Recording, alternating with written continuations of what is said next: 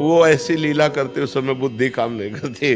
जैसे जब ये कि अब हमारी बास की तो व्यवस्था थी नहीं, गरीब बाबा जी तो ऊपर जाकर मदन मोहन जी का मंदिर है ना, ऊपर शिखर के पास, दोपहर का समय था।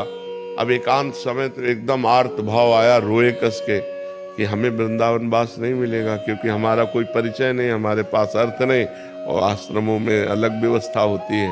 वो बहुत रोए।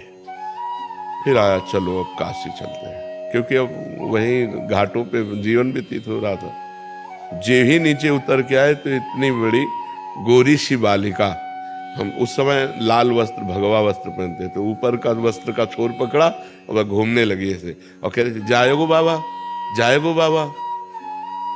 तो नए नए हम आए थे तो ब्रजभाषा तो समझ में आया थी, कह रही जाएगो। तो हम कहा यहाँ किसी गोस्वामी की बच्ची होगी, और ऊपर से रो के आ रहे थे तो कहीं कोई रति थी नहीं।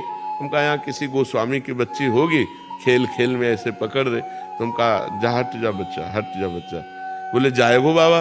और हम उस समय ये समझ ही नहीं पा रहे कि ऊपर हम बात करके आ रहे हैं प्रभु से और इधर हमसे प्रश्न किया जा रहा है, और ऐसे चल दिए। जो ही हम गए तो जिस आश्रम में रुके थे वहां एक संत खड़े थे।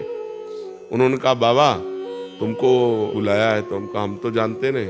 बोले तुम्हें देखा है, वो बुला रहे हैं। तो उनका किस लिए? बोले आप चलो। तो उन्हीं के साथ चले गए। तो उन्होंने गौशाला थी और एक कमरा बना हुआ था बहुत बढ़िया। बोले यहाँ दूध पियो, मठा पियो आराम से और यहाँ रह जाओ। अरे हम कहे तो भगवान की। तब हमें एकदम वापस ध्यान आया कि वो जाएगो बाबा। हम कहे तो श्री जी थी। भागे, वहां दौड़ के गए, आसपास पूछा, वहां कोई गोस्वामी पर कर ले रहता, हुआ तो सब संत जन रहते। अरे हम कहा यार धोखा हो गया। श्री जी ने ऐसा आई, हम उनको छुआ भी नहीं।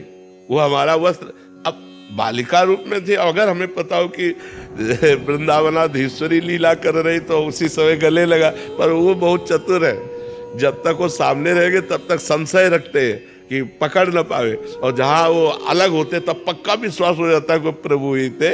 ऐसा होता है।